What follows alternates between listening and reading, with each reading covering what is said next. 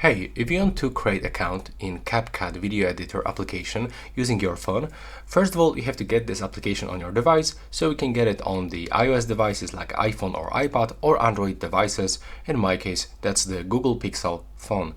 Now you have to download this application from the Play Store or App Store, and after this, you will have to open it. And now to create an account, you will have to click on the right bottom corner on Me.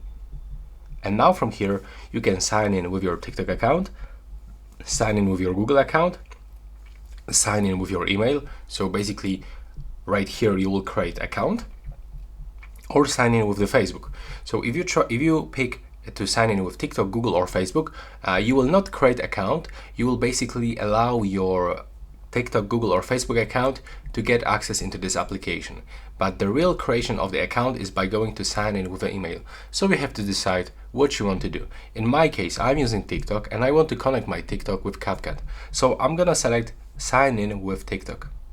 Now from here, I have to wait for the loading screen. And here, as you can see, I've got this information that I want to authorize CapCut to access my TikTok account. So that's my TikTok account, and I have to read this one.